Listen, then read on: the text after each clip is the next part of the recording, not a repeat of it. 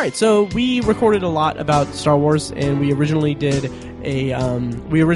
to do one episode about the original trilogy, one episode about the prequel trilogy, but we recorded a lot for like 3 hours, and so this episode is part 2 of that. And you can find the original or the first part at wherever you found this episode, iTunes, Stitcher, all that, obsessiveviewer.com, ovpodcast.com. And so we're going to join it just in progress. And thank you for listening and hope you enjoy it. This is Matt Hurt at Obsessive Viewer on Twitter. This is Tiny at Obsessive Tiny on Twitter. And I am Mike White. You can find me at I am Mike White on Twitter. And this is ObsessiveViewer.com's The Obsessive Viewer Podcast.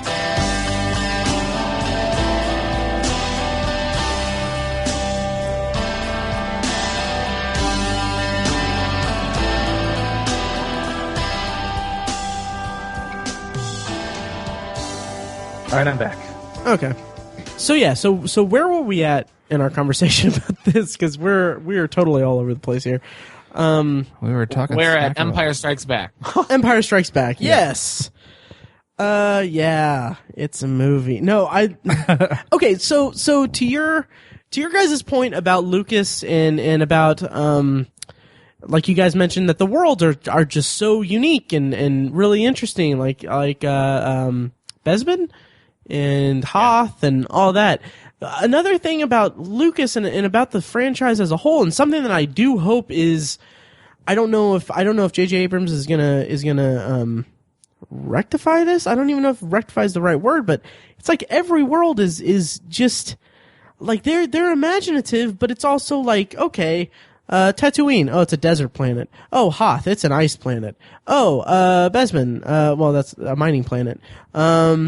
Let's look at whatever planet Obi-Wan and Anakin fought on. That's a lava planet. Yeah, Mustafar. But anyway, yeah, that's true, I guess. But if we're just looking at the movies, there's no reason to believe that is the whole planet. Yeah, sure. Okay. Yeah. We just see a part of the whole planet. Fair. That's fair. And also, we're getting Jakku in these new movies, which could be Tatooine or could be just another desert planet, which is cool that there's just another desert planet. Yeah. I don't know. You make a valid point. Yeah. I agree that's it's definitely a fantasy kind of idea, but I don't know. And I'm glad that we are getting this Jakku place, because when I saw the previews for it, I thought that it was Tatooine. I appreciate that it's not, and this could be just firmly putting. Do we know my for sure that it's not? Because it could very well just be another word for Tatooine. I don't know. I unfollowed the guy that keeps tweeting about minuscule Force Awakens things, but no. So I mean, it could be, but we'll see in a week. But it's refreshing to know that it's not like J.J. Abrams went and was like, okay, well we're gonna film scenes on Tatooine because that's what I love about Star Wars and stuff like that. Like he's doing something. He's bringing new things. Yeah, like Lucas did. Well, what I can Anakin just does not have to be from Tatooine. He just does not. I don't need that. True. What I'd say to that is, at its core, the franchise is really adventure. And so in adventure, you want to show as much as you can, and you want it to be diverse. So I understand why you could kind of, I don't know. I mean, I get, it makes sense that if you're going on an adventure, you would choose the most diverse and different places. So the fact that it's like there's a lava. I think I know what you're saying, in that it's kind of uncreative to have like, oh well, this planet's all about the forest, and this planet's all about the desert. Right. The Forest Moon of Endor is another example. Yeah, Forest Moon of Endor. But yeah, like I understand what you're saying there, but I think if you're on an adventure, you find those unique places. I think it kind of fits in with it. I'm not trying to dispel what you said, but just maybe kind of defend what happens in the movie a little bit. I'm just saying that it seems like we don't know that it's all that these planets are all one specific type of landscape and all that. Yeah. But there's nothing in the movies to tell us otherwise. You're You're right. I mean, that is true. Mm-hmm. So I don't know where to pivot with this, but okay. So Anakin doesn't need to be from Tatooine. Okay. Let's talk about the prequels. I mean, or we can keep going with our thoughts on the rest of the original trilogy, or we can go to the prequels. I'll leave it up to you guys because I've been. No, let's stick with the originals for just a moment. Yeah. Which is cooler, Luke's blue lightsaber, which is of course Anakin's lightsaber, or the one that he made that is green? Which is cooler? I think that's the real question here. Green, right? I'd say green's a little more tactical. Okay. What? Why? Wait, were you serious? Yeah. Why does it matter? No. You don't think one is cooler than the other? I mean, Honestly, no, I don't. I think green. The hilt of the green one, I think is more tactical. Yeah, it's easier to grip. More beveled and stuff. Yeah, it's more beveled. It's got kind of a. It doesn't have the cross guard that Kylo Ren's has, but it does have a I don't know sword terms, but it kind of has a nub at the top. Yeah, neither do I. Which makes sense. People don't use swords anymore. I just sent a tweet while you guys were talking. No, honestly, I think the coolest lightsaber is Mace Windu's. I like the purple, just because it's unique. No one else has a purple lightsaber, and that's probably why I would go with the green one because I don't think that it's very tactical. But no, I think that it's fresh, it's new. I don't know in the scheme of things. Green is more tactical because it's a more natural color that people spend their time in is more green. That's true. He makes a good point. If you're staying in nature, what's the most common color you would see? It'd be green. And tweet sent. Yes, put that on a t-shirt. Yeah. No, but so sure. But yeah, and okay, let's. Matt, did you ever play? Okay, we're getting away from Obsessive Viewer. Okay. Did you ever play any of the video games? Did you ever play Star Wars? Yes, actually. And this might be. Okay, this might be something more about my entry to the franchise. Maybe it is because one of my main entry points to Star Wars was Episode 1.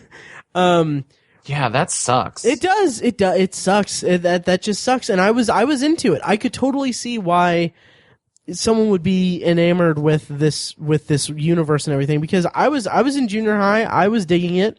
I played the Episode 1 video game for PlayStation for the first PlayStation. Mm-hmm. Yeah, great game. Oh, cool. Right? Yeah, great game. To be able to play that lightsaber battle, to have intercut scenes from the movie in it, like that was just revolutionary to me. And I loved hearing Duel of the Fates while I was playing the game. Yeah, and I was that was pretending to be awesome. It was amazing. Yeah. So that's really the only game that I've played that I can remember. Really, I played a little bit of the Force Unleashed. I think maybe just a demo of That was it. a fun game too. Yeah. I've never played it. Really, it was interesting. fun. Yeah. I really wanted to play Knights of the Old Republic. Have either of you guys played that? I played one of the old Republic games, and it was okay. I don't know. Yeah. No, I haven't played it. Okay. I know that I could be wrong.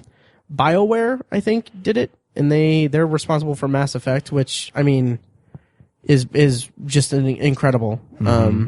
Yeah, like people say, and this is getting away from it. Yeah, people say that movies have Star Wars, TV has Star Trek, video games have Mass Effect. Mm-hmm. But I need to get back to play those games. But anyway, we're getting away from the point of the entire point here. But yeah, so well, since we're kind of sort of talking about The Empire Strikes Back right now, I think a lot of people consider this to be their favorite. Maybe not necessarily the best, but their favorite. And why do you guys think that might be? I have my answer. Because I think it has a lot of what's good about the first one. It has interesting characters. It has good world building. It has, spectacular special effects. It has beautiful landscapes. It has all that kind of stuff.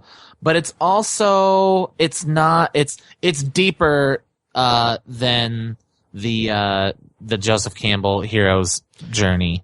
that the first one has to offer. It's deeper. There's more to it. There's a love story that's challenged. There's Luke is trying to find answers within himself. There's this weird elfish looking frog guy that kind of challenge us. I just think there's more to think about. There's more to see. There's a duplicitous character in Lando who kind of asks us to question our allegiances and, do we even trust Han? Of course we trust Han, but right. It's that kind of thing. It's the type of movie that makes us ask questions.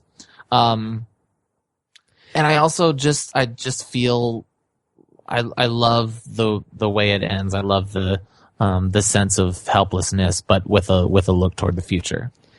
Yeah, and okay, yeah, we can. I will say that I will give Empire props. Maybe if I go back and watch it again, I'm planning on going through and watching them all again next week, and really forcing myself to just ingest all of them, because I didn't have time before this. I've watched them recently, so they're still fresh in my mind.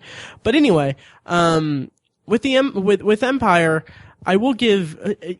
We talked about the whole Han shot first thing and all of that, but there's a moment in Empire where it's like that doesn't even matter. Like that controversy doesn't matter because it's when he walks in and he sees Darth Vader and just without a moment's hesitation he just fires a shot at him. Like I mean, of course, yes, that's so cool. That is such a cool character piece, the character trait. Mm-hmm. And it carries. Speaking of Darth Vader, it's also the first time we hear Imperial March is in Empire. Mm-hmm. Yeah, and let's take a moment to celebrate John Williams because I think it was on.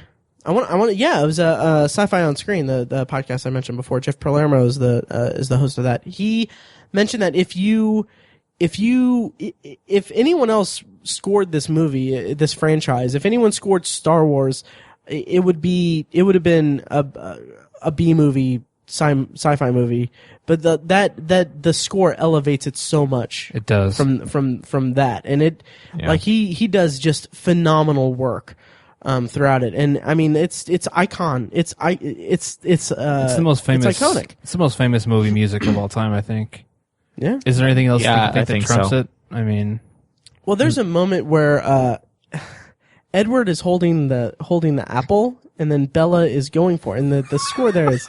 No. Oh my god. No, but of course, it's there's no. I mean. It's up there with Jaws and with I would say Jurassic maybe Park. Jaws is the closest thing to it. True. Yeah. Yeah. Indiana Jones. I mean, it's the music. It's incredible. Yeah. Awesome. Yeah, but and I think part of the reason why Empire strikes such a chord with people is that. Yeah, I went there. Is that it like Mike said, it brings a lot of what people love about the first one without having to follow such a strict storytelling guideline, I guess. Part of it for me, it drags a little bit. Dagobah is a little bit of a drag for me.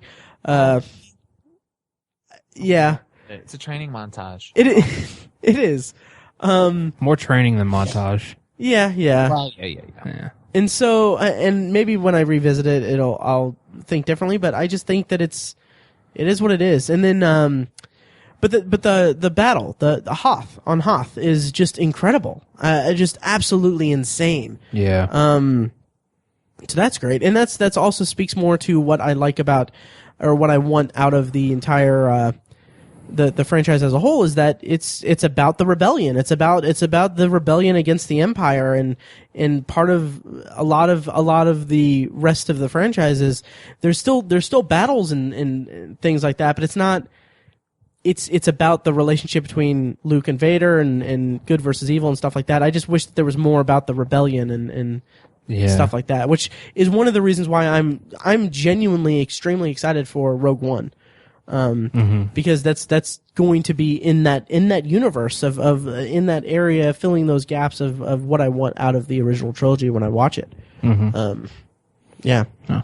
Well, I agree with you guys pretty wholeheartedly. I think I also think people kind of appreciate the darkness of it, just because it's a little more out there. It's a little less predictable to see what happens. Obviously, the greatest movie reveal of all time. That sets it apart, I think.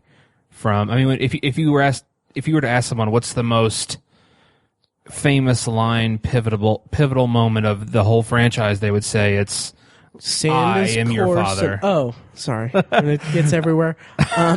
So it's like the most pivotal moment of the franchise, if you will, or the most memorable moment of the franchise, I would say, is in this movie, and it's the conclusion of this movie. A father is so, I think people can relate to that too, a father kind of pushing their son into something. Maybe they don't cut their hand off and force them off the end of a bridge, but I think people can relate to that to a certain extent. But I think that's just a small part of it. I don't know. I mean, a father cuts his son's hand off. That's pretty cool. Sure. With a light sword. Mike, what do you, anything? Didn't I go first? Yeah. Did you? Yeah. Oh, okay. To that, okay, this is going to come across as trolly and everything, but I feel like we're having a conversation, guys. Mm-hmm. When people say that they love Empire because it's such a dark ending and it casts such a darkness on it, is that truly what it is? Because from my perspective, I feel like, okay, Empire came out in 1980. That's 3 years after the original Star Wars. People who latched onto it at a young age are if they say that they're a little more mature.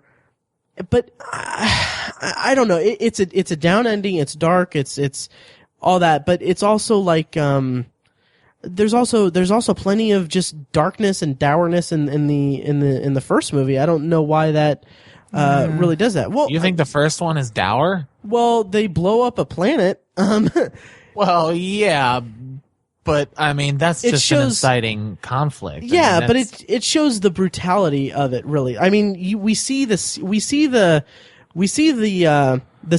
smoldering skeletons of Luke's aunt and uncle, and True. it's I mean that's the thing is that reestablishes the established roles. The evil guys do really evil things, and the good guys are defiant about it or fight back. Whereas in this one, our hero gets his hand cut off, and he finds out that he has very questionable origins because the most evil, the most diabolical symbol of evil in the whole movie is his father.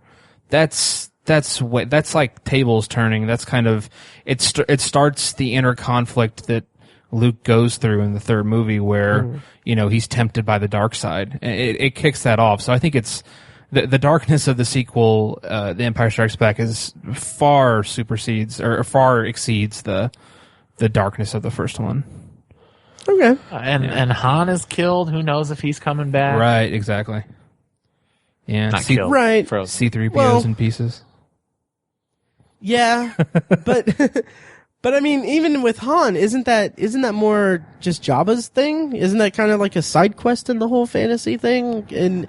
In term, because I mean, Plus, the Rebel base is destroyed, so the Rebellion takes a huge hit.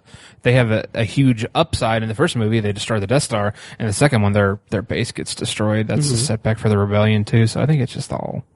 I don't know. Right, yeah. I think the second one's way darker.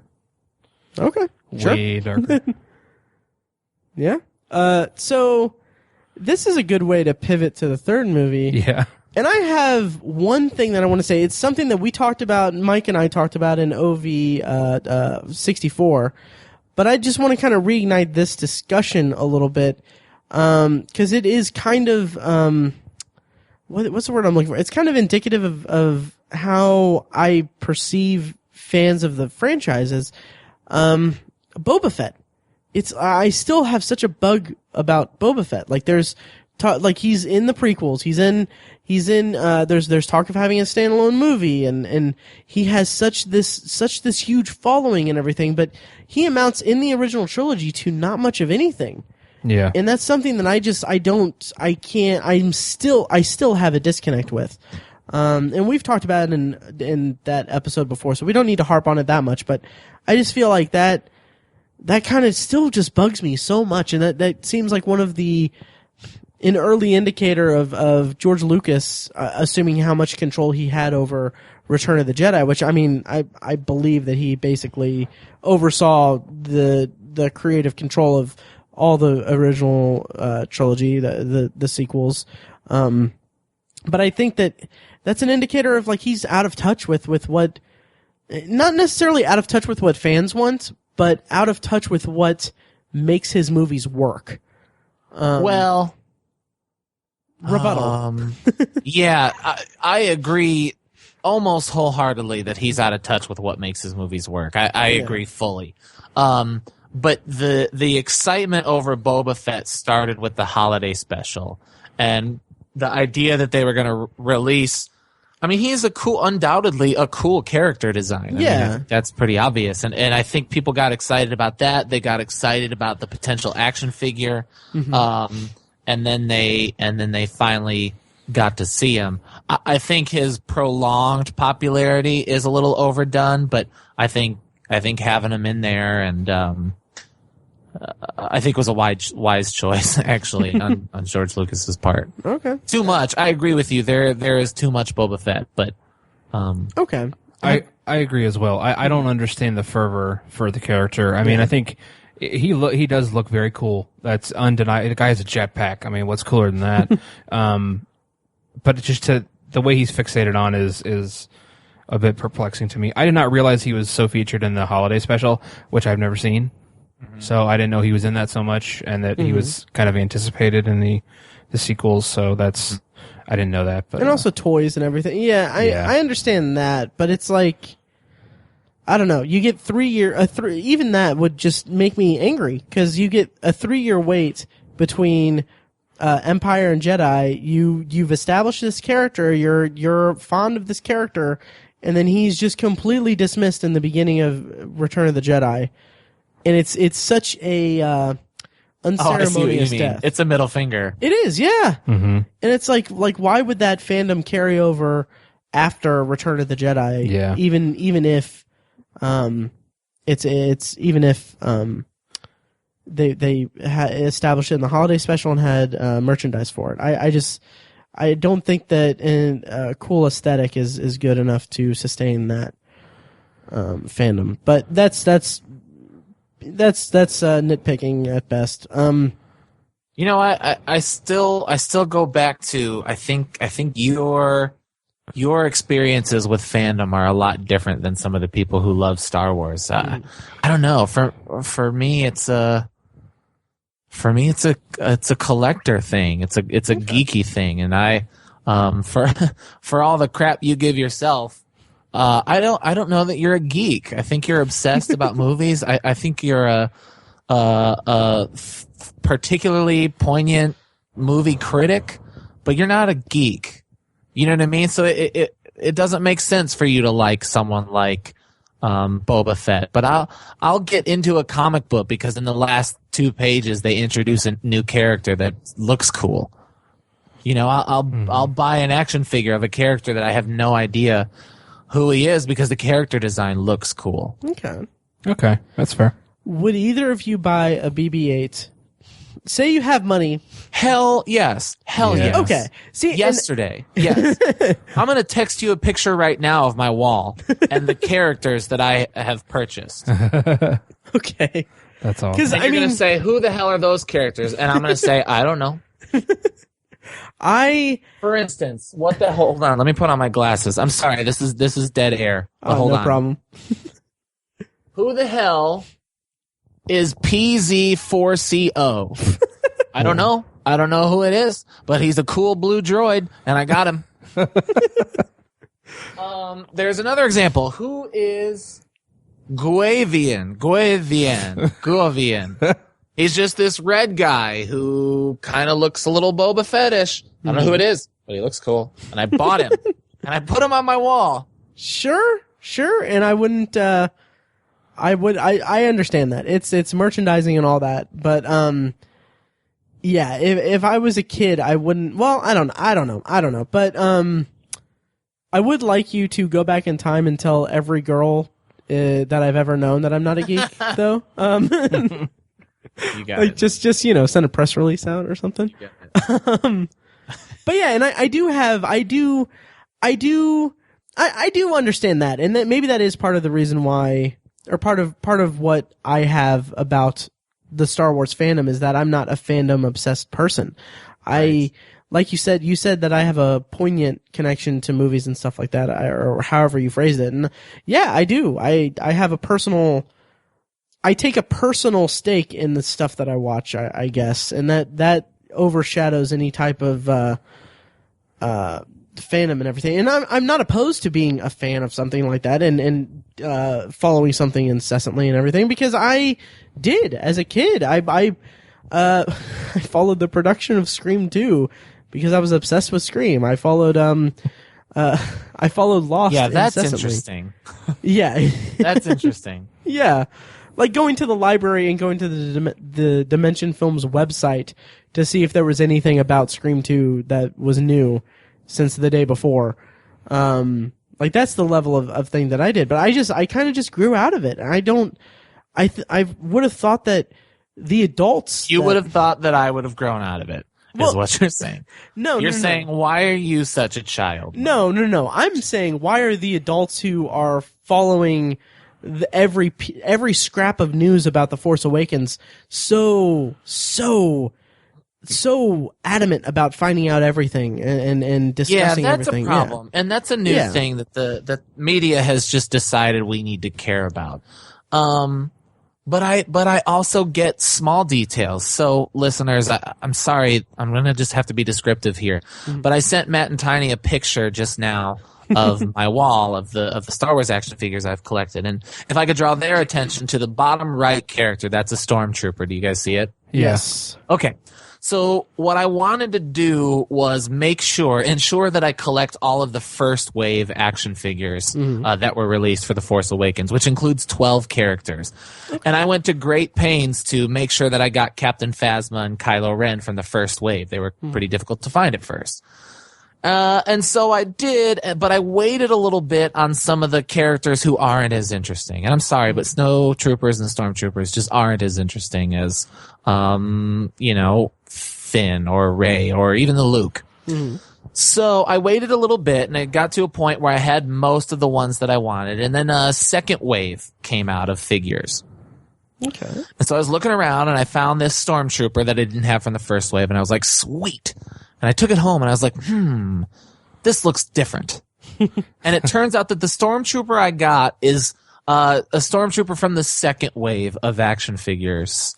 And I'm pissed. I am pissed at myself, and it bothers me every time I look at it that I can't get the first wave Stormtrooper anymore because there's a second wave Stormtrooper. And the only difference is that his build-a-weapon piece is different. Otherwise, he's the same character, but I don't have the first wave one. I'm a geek.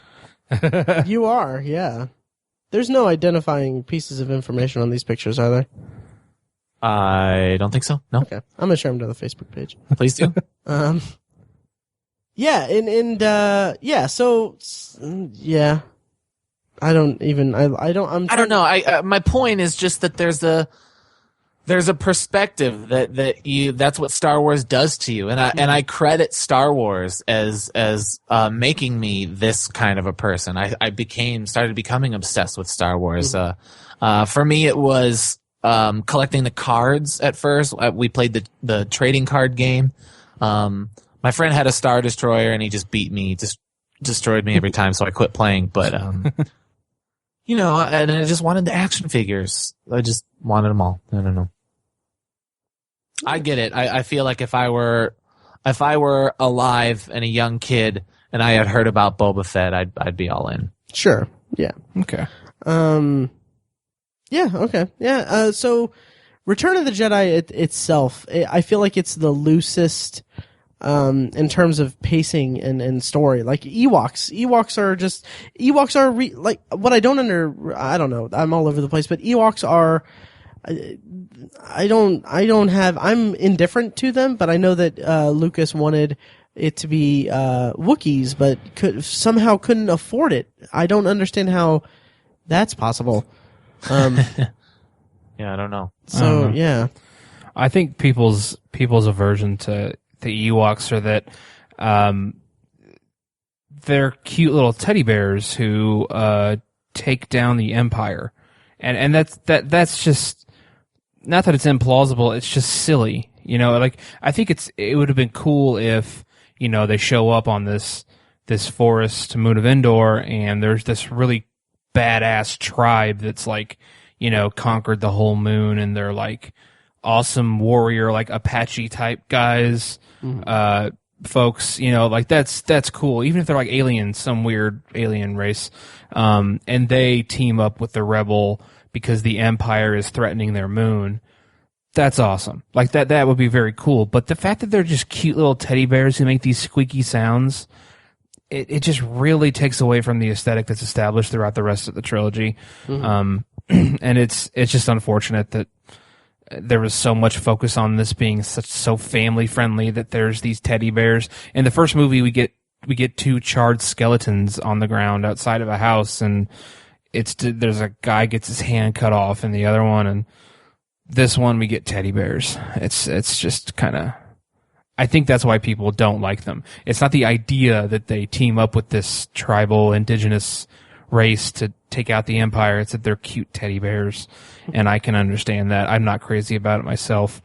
But they're vicious, and they probably eat those dead stormtroopers. Right? Like, where else did those helmets come from? That's speculation, They Mike. ate them. Speculation, Mike. They wanted to cook our heroes. That is true. They were going to roast them. Doesn't change the fact that they're cute teddy bears. They are cute. That make cute squeaky sounds. I mean, yeah. I don't know. I think that's why people don't like the Ewoks. That's why I don't like the Ewoks very much. yeah. I'm not a fan of the Ewoks. And they're not. It's not even like it's the Ewok movie. They had Ewok movies afterwards on TV, but that's neither here nor there. Oh, they did. They're also bad. Yeah, they are. Yeah. I think you guys should give the holiday special a spin. I'd like to. I want this to. holiday season. In another world, I would love to. I would have loved to do a maybe not commentary, but an episode devoted to it. But Is there anywhere we can find it? I mean, Mike's house. Just my house. I was Or saying the internet's. it's incredibly obscure. That's why Yeah. most people haven't seen it, I think. Mm-hmm. So, yeah. Yeah, but it's a good conclusion to the trilogy. Ewoks notwithstanding, Yeah. it gives closure to the relationships, the love triangle of it. Like, I mean, we take that for granted. Well, we take there's such an emphasis on depicting a love triangle in any major franchise. Yeah. I'm thinking of the Hunger Games, really, because I've been watching those recently. But and those do that handles that pretty well too. But I think that's the Return of the Jedi is, in the original trilogy itself, is a good representation of the love triangle. You get just it's not played for melodrama or anything like that, which is such a big credit to George Lucas, king of melodrama. Yeah. But it's it's established in the first movie that Luke is kind of all hot for Leia, and then Han is Han, and he feels inferior to him. Maybe I'm projecting, but and then you get more of the Han and Leia relationship, and in the second one as Han grows as a character, and then that arc comes full circle in Return of the Jedi, and it comes in such a somewhat convenient way, like, oh yeah, Luke, hey, she's your sister, so I mean, it's a little convenient. I think that's a little. I don't mind that. I don't mind the reveal of Luke and Leia being brother and sister, but I think that it is a little bit of a plot cleanup, basically, to me, from my perspective. Yeah. In that they don't want to deal with the love triangle anymore. Somewhat, and kind of like, I don't know. I think it pays good service to the characters too, most especially Luke, because in the first his development throughout the trilogy, I think, is actually really, really well done. Because in the first movie, he's such a annoying little asshole teenager, and even by the end of that movie, he kind of demonstrates his growth to an extent, because he puts away his targeting computer and listens to the wise voice telling him to use the Force. So there's some of that there. And then in the second one, he gains a lot of confidence, and he's unfortunately cocky with it and gets his hand cut off as a result. But in the third movie, you can see he really learned from that lesson, getting his hand cut off and finding out this awful truth about himself. And he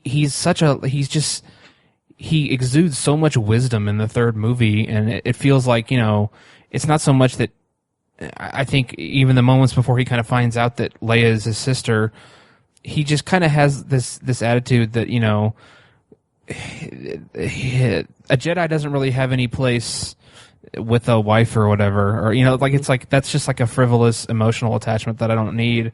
I need to focus on my ultimate goal and what I believe is my destiny. And he just has. That's what I told Amanda when she kept wanting to get engaged. Man, I'm a Jedi. Ain't no Jedi got time for that. I don't have time for such trivialities. Yes, but that's just how I feel about. I think that the just kind of getting rid of or just kind of ignoring the love triangle a lot less or whatever, putting it in pretty succinct terms. Sure. I think is very true to the characters as well. Sure. Yeah. I don't know. That's just kind of how I feel. Yeah. That's another thing I kind of focused on my rewatch of the movies this time was just how the evolution of Luke's character. It was really, I just think it was like incredibly well done. Mm-hmm. Both in Mark Hamill's performance and the writing of it, the development of the character. Yeah, he definitely grew in the sequels for sure. Yeah. It's been a while since I've been on this show, but do these episodes still just go an hour? We haven't even talked about the prequels They yet. do. We haven't. So, okay, we've been rambling a lot. Original trilogy, more power to you guys. I like the movies enough to own the Blu-ray and watch them repeatedly over the course of this year, while editing and stuff like that. But I'm not a huge fan of the franchise as a whole, but the world is, and something I want to talk about before we transition into a brief rundown of the prequels and everything, because I feel like it would be a disservice to. I feel like we need to be comprehensive about or whatever. So to bridge that discussion, Star Wars' influence on pop culture is vast and it's incredible. It has such a hold on pop culture.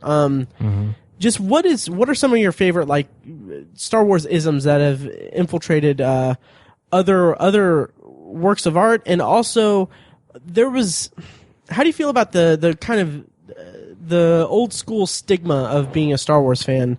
Like in the 90s and 80s and back in the day when it was like, oh, you're a nerd, you love Star Wars and it's a nerdy thing kind of thing, and how that's kind of become like, that's so many questions. It is, yeah. And we can just touch briefly on each one. We don't need to dissect everyone, but because now, like, nerd culture is king and everyone's a nerd, and it's So how do you guys feel about everything that I just said?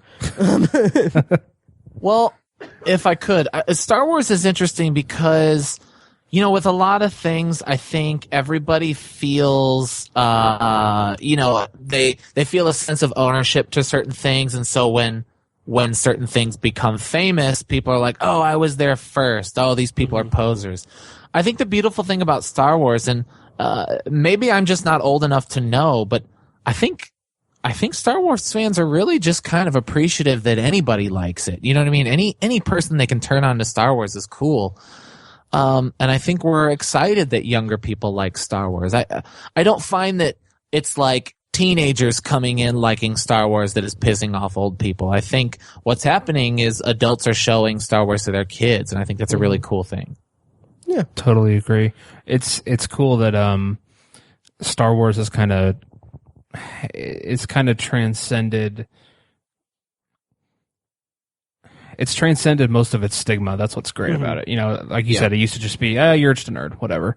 You like nerd things, and Star Wars is a nerd thing. But, Star Wars is just undeniably cool now. I think it's surpassed that, and it's just become a cool thing now. It's not about whether you're a nerd or not, because there's people who are, they fit into certain stereotypes to where they shouldn't like Star Wars, but they love it despite that. So, I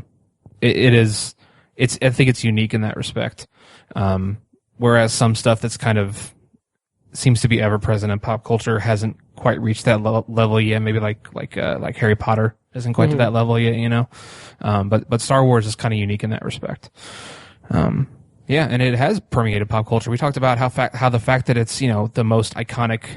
It has the most iconic movie music of all time. It's the most identified movie music of all time, probably. It's more than just a movie franchise, and that's. It was destined to become part of pop culture.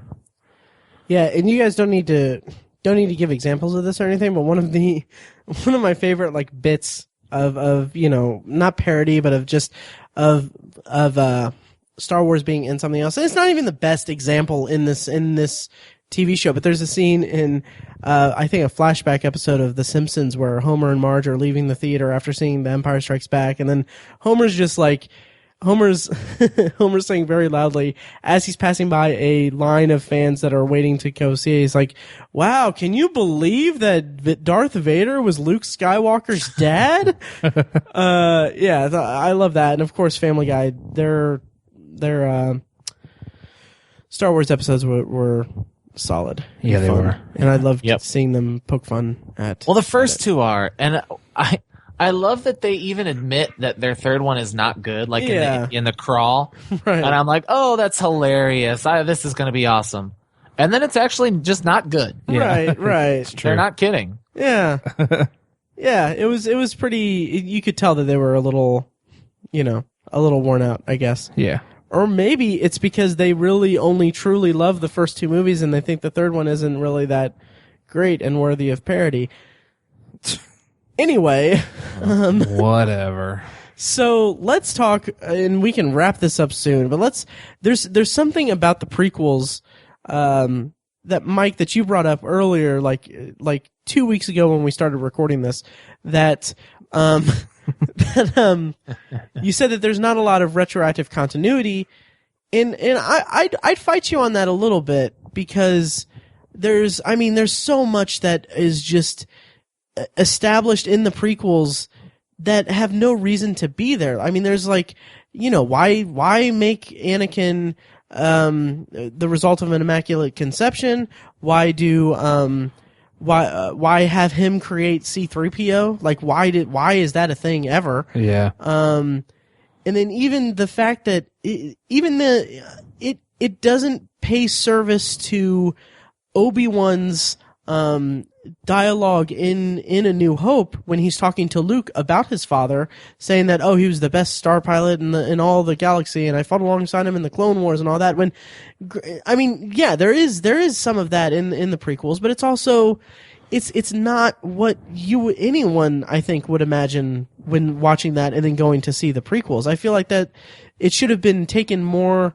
He should have taken more care with the mythology that he created in expanding it, instead of doing this whole laborious taxation law and the rise of the empire through deceit in the Senate and stuff like that. I just feel like that was just such a disservice to what the original trilogy was really all about, to me, from my perspective at least. And I don't know, what are your guys' thoughts on everything that I just said?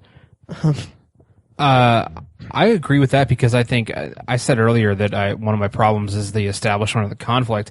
I think it would be much more satisfying if, you know, the Emperor was like some kind of representative from one of the planets and was maybe a member of the Senate, but he doesn't take over the Senate politically.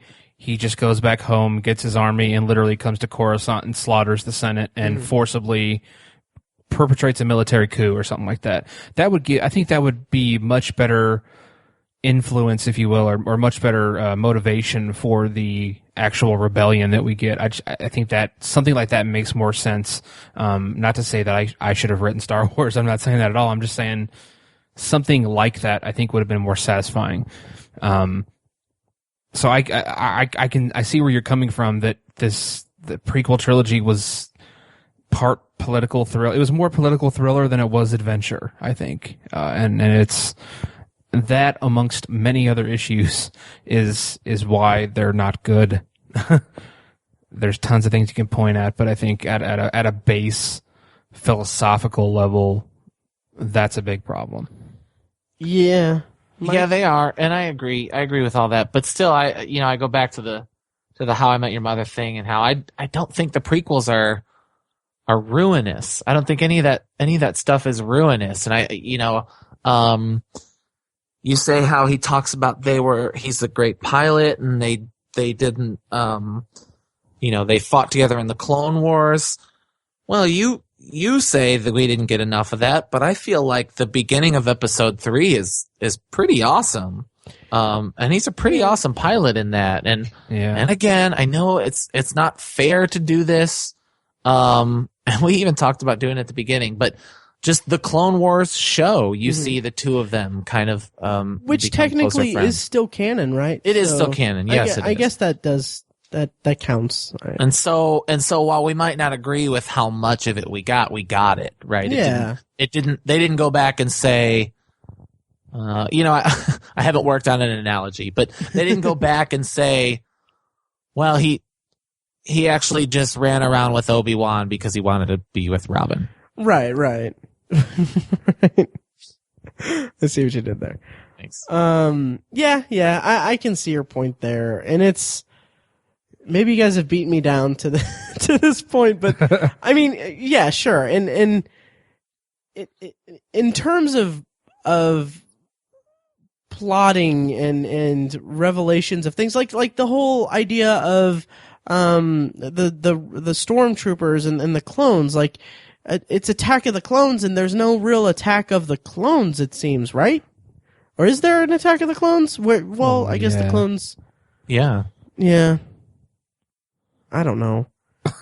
I'm so out of it. Like, okay, so I don't know. Did the clones need to all be clones of Jango Fett? Like there's certain things that just seem so just pointless. Right. They're bad, but not ruinous.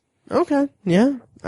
Sure. And I mean, yeah, and watching the original trilogy, I don't sit there and think like, oh, that's Jango Fett and all that. So I guess that's sure, but I feel like that would be, I don't know. I just feel like that maybe not ruinous, but it would be sacrilegious on the prequels part to play with the mythology so much in such a wrong way that I feel is wrong. Would be just, I feel like, I don't know. I feel like that would maybe not mar the original trilogy, but it would kind of just cast a little bit of a shadow over it. Mm-hmm. To me. I don't know. Yeah, I mean, I agree with you. It does cast a shadow, but still love Star Wars. Yeah. Sure. Me too. Yeah, I don't think Jar Jar is Jar Jar. Yes. Okay.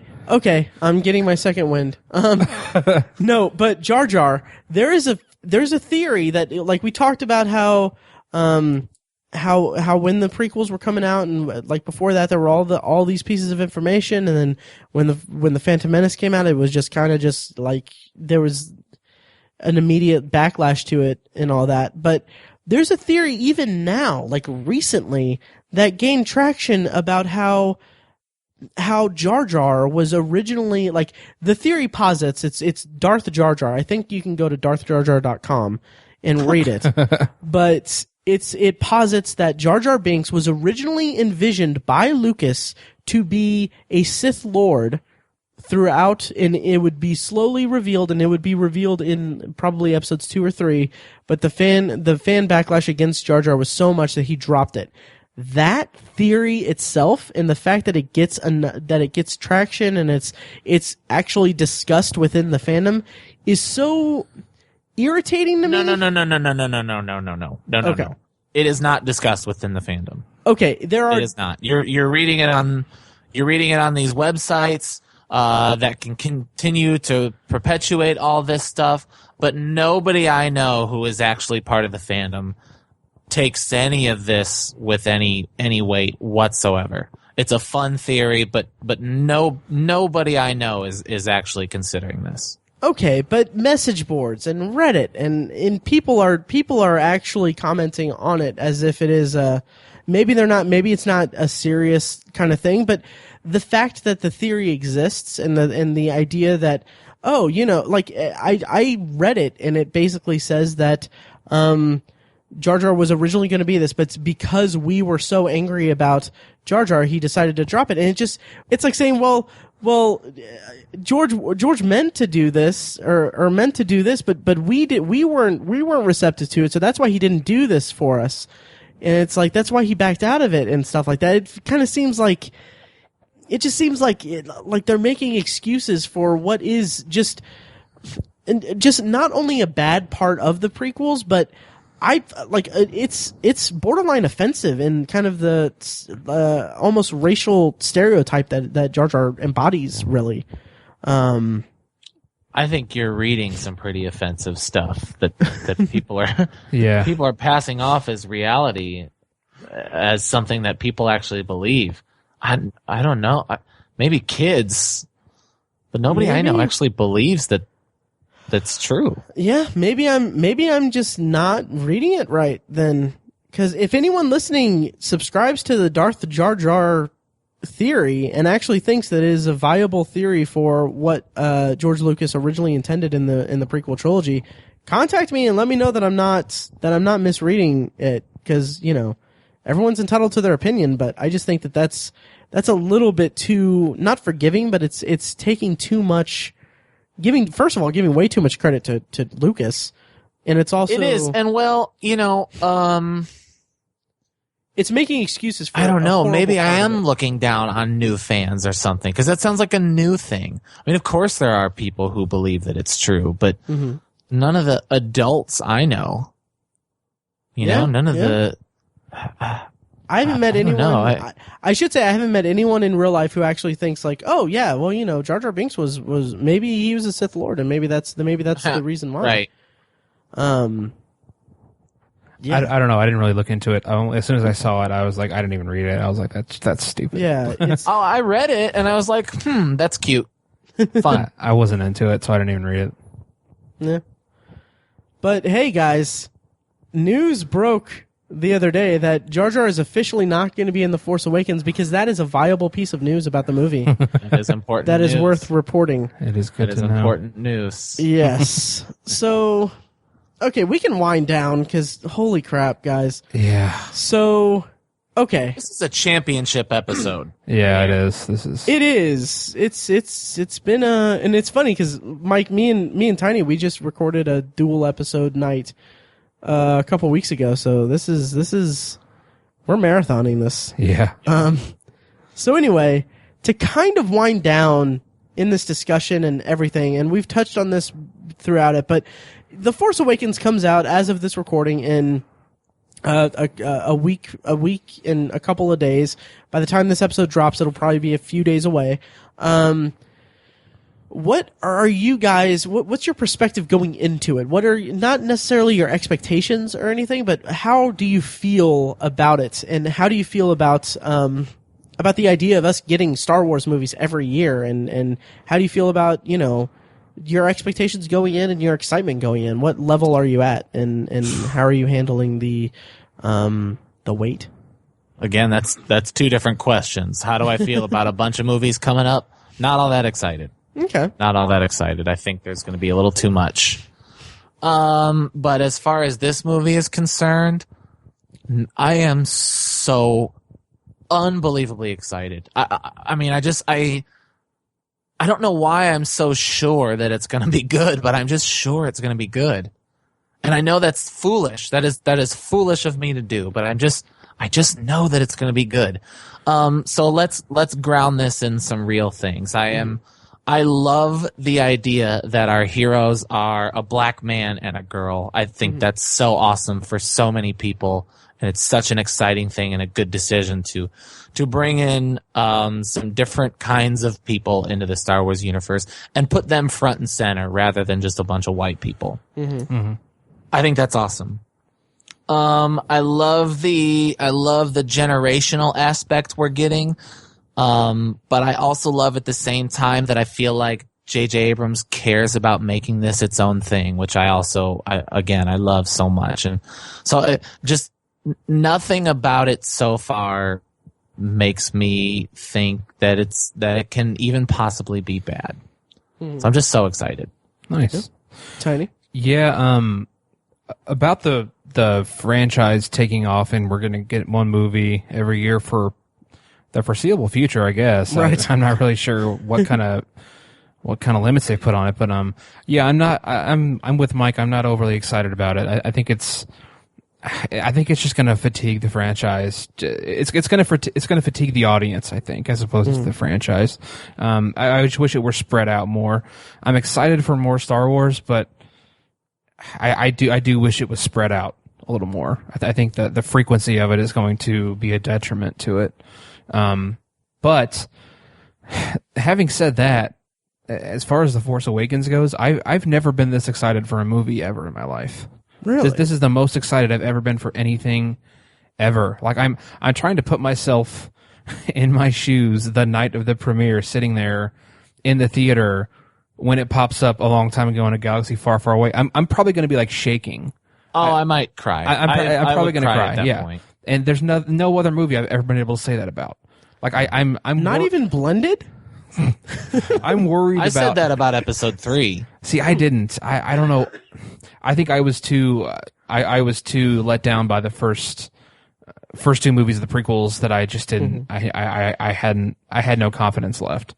But I've never been able to say that about another movie, and I'm actually worried about how excited I am. I'm worried it's going to taint my experience of watching it. That I took the next day off of work and I'm semi-planning to just go see a matinee just so I can see it by myself without a huge audience. And I might actually have the day off if you want to go to the State Museum. Maybe. Because we got tickets, but we didn't get tickets to the 70 millimeter. Right. At the State Museum. And even if I'm not a big fan of the movie, I'm going to go see it at the State Museum because it's the largest theater in the state. And it's one of only like 18. I don't know the exact number, but it's one of the only theaters that is going to screen it in 70 millimeter. Right. Yeah. By the way, Mike, if you want to take a road trip up here, I might. Yeah, for sure. If you find yourself making the trek up here, or making the wars up here, I would totally. Well, we always do our annual January trip. So Yeah. maybe. So yeah, most excited I've ever been for a movie. I wish I could take the week off. Looks good, guys. It looks good. No, I'm like I said before, I'm really excited for it. And in terms of getting a movie every year, I'm not as opposed to that as you guys are right now. I think that eventually it'll be Burnout City, Population Matt. But can't believe I just said that. But I think that the idea behind it is fine because they're going to be like here next week we're going to have episode 7. And then next December we're gonna have Rogue One, which is a standalone movie that's set before A New Hope and all that. And then the next summer we're gonna have episode 8, and then after that we're gonna have another standalone one. So it's not like it's gonna be 7, 8, 9, and then Rogue One, and then a bunch of standalone stuff. It's like they're a little bit spread out in that respect. That's true. I do appreciate the approach they're taking to doing that. I'm not crazy about the timing of it, but I do like their approach, how the in between the episodes are going to be kind of more simpler, back to roots kind of thing. So that is refreshing, and I'm not as worried about it in that respect. Right. And for all the crap I've talked about the franchise and all that, and I feel like this was a good discussion. I don't know. I think it started out with being a little bit. I don't know. I don't know how you guys feel about it, but I feel like it was good. But whatever. Yeah, it was good. Yeah. So I'm looking forward to it, and I'm looking forward to seeing it, and hopefully it's good. I don't see a reason why it's not going to be good, really. Right. There's nothing so far that we've seen to make it look like it's not going to be good. Yeah, and Mike, to your point about the casting a black man to be the main character and a woman to be central figures and everything. Like 2 points to that is one. I don't remember if I mentioned this on the podcast or not, but when we had at PopCon this year, there was this old curmudgeonly super racist guy Yeah. who went on a rant at our booth talking to me about how like everything is the worst because we've got a black man in a Star Wars movie and we've got a woman in there too and I was just like so off put by it and so annoyed by it and I hope that he loses sleep over all of that, but what a dick. Anyway, I hope that he took a business card and actually listens because you're warped in the head. But anyway, and also probably the most comforting thing about all the stuff that I know about The Force Awakens, which isn't much, it's just what's in the trailers and what I pieced together from stupid clickbait non-news online is it's a return to form, really, because the last time I rewatched the prequel trilogy, my biggest bugaboo about it wasn't Jar Jar Binks. Well, that's a very close second.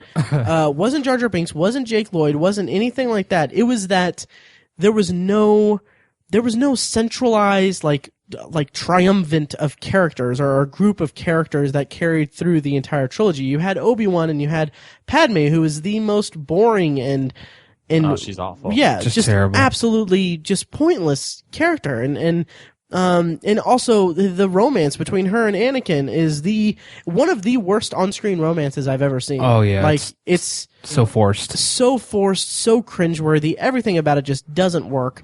So you do, at its heart, one of the biggest problems facing the prequels is that you don't have that band of rebels that come together, and grow together through 3 movies. You get origin story and you get, Ewan McGregor carrying it, really. I think that he was the standout of it. And I really hope that he comes back and does an Obi-Wan, standalone movie. Yeah. I think that would be just fantastic. That would be cool. But yeah, so I'm excited because everything that I've seen says that we're returning to that.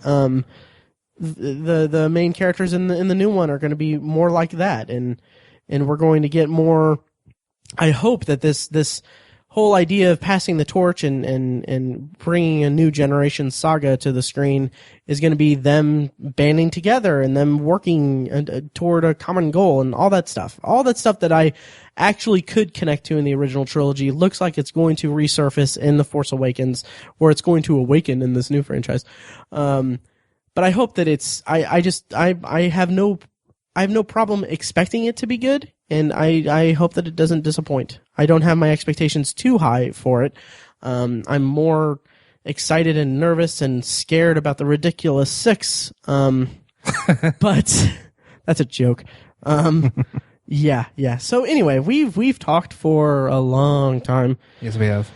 Any parting thoughts before you guys, kill me and set me on fire and eat me like the Ewoks probably do? Just if you can find a stormtrooper from the first wave, Force Awakens figures, 3.75 inch, of course. Well, of course. Let me know. Buy it and send it my way for Christmas. Yes. Nice. I'll just reinforce. I've never been more excited for any movie ever. So yeah. Real quick, Mike, how do you feel about the different scales of action figures? Because they have those ones that are like half size scale that are like $100. You know? Do you know what I'm talking about? They're like four that foot are like tall. 3 foot ones. Yeah. Oh, how badly I want one of those. Oh, me too. I'm glad you said that because some people are like, "Oh, it's overkill. It's ridiculous." I think they're cool as hell. No, none of it's overkill. Okay, I tried to buy one the other night for my future children, but I was unfortunately with my girlfriend, and she talked sense into me. So, well, my wife did let me a couple of years ago buy a 3 foot. This is like 2.5 feet. Wait, these new ones, they're like 4 feet or so, right? Oh yeah, they're like 4.5 feet. Because I have a 3 foot Spider-Man, so maybe I can talk my wife into it. We'll see. Nice. By the way, Tiny, you've never been more excited about a movie. It's worth mentioning that I bought Tiny a ticket to see 2001 for his birthday in 70 millimeter at the State Museum next month. So I'm very much looking forward to that too. Good. I need validation. Very excited for that. Things. Yeah, that'll be all right. I'm genuinely very excited for that. It'll be amazing. Yeah. And, so, I made this joke and I can end it here. We can end it here, but I made this joke on, longtime listener and friend of the podcast, friend of the host, and, frequent guest Robert Feckis's Facebook post about, how Star Trek Beyond's trailer is going to play, before The Force Awakens. So I was kind of proud of this. I'm not going to lie, but I said like, well, now we know that if the box office is, if it's a hit at the box office, we'll know that a lot of people bought tickets just to see the Star Trek Beyond trailer and then walked out before the movie. So well done. Yeah. I'm honestly going to miss making those jokes because I'm sure that I'm going to love the movie as much pushback as I give the franchise as a whole. I'm sure I'm going to love it and I'm going to hate not being able to make jokes about that, but yeah. It's gonna be awesome. Yep. So join us next week when we review Sisters, starring Tina Fey and Amy Poehler. Jesus Christ! No, we'll be back next week with a review of The Force Awakens. Stop. Yeah, The Force Awakens. All right. I'm getting it all out here now. So, all right. Thanks for listening, guys, and we'll see you next week. May the Force be with you. And also with you. But more so with me. All right. Okay. I'm gonna hop off of here, guys. Bedtime for Bonzo. Oh, nice. All right. See you later, Mike. See you later. See you guys.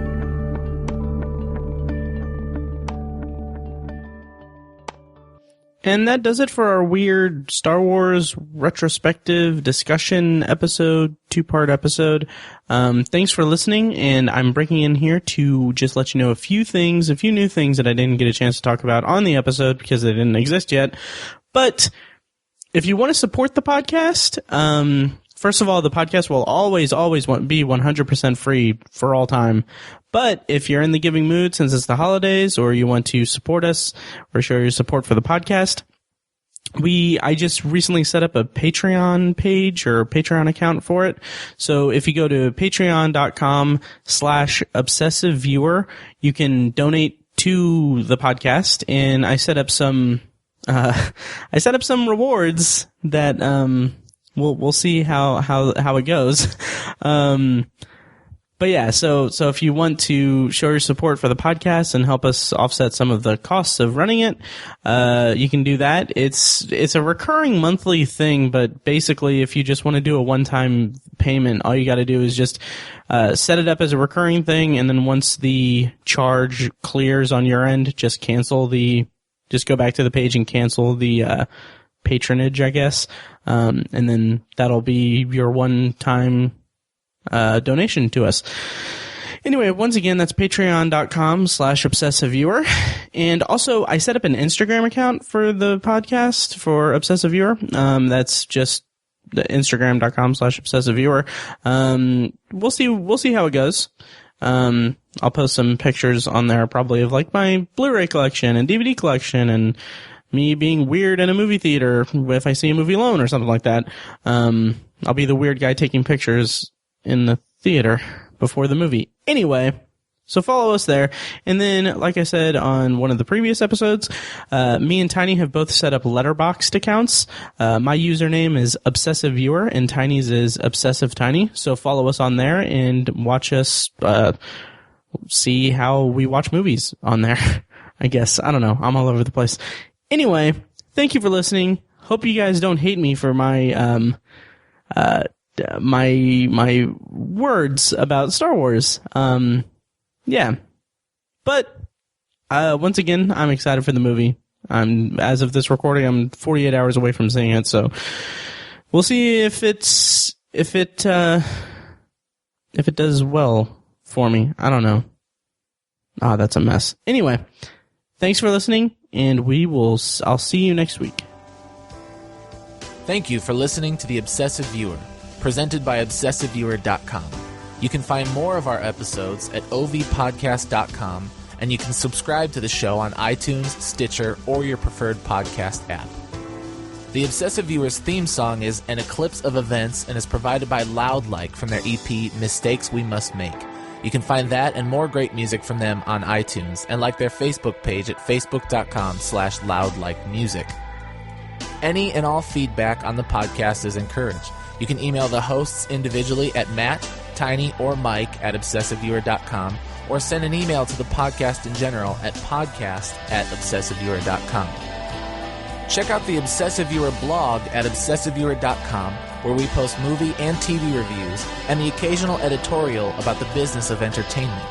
You can also like us on Facebook at facebook.com/theobsessiveviewer and follow us on Twitter at obsessiveviewer, at obsessivetiny, and at IamMikeWhite. If you want more obsessive content in your life, check out our sister site, obsessivebooknerd.com, for book reviews, author spotlights, and a general celebration of reading. Finally, if you're philosophically curious, check out Tiny's side project podcast, The Secular Perspective, which explores the concepts of faith, religion, and existence from the perspective of secular hosts. You can find that at thesecularperspective.com and subscribe to the podcast on the podcatcher of your choice. Again, thank you so much for listening. We love you. Be excellent to each other.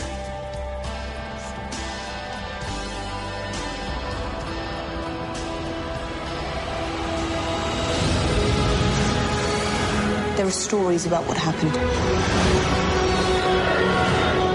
It's true. All of it.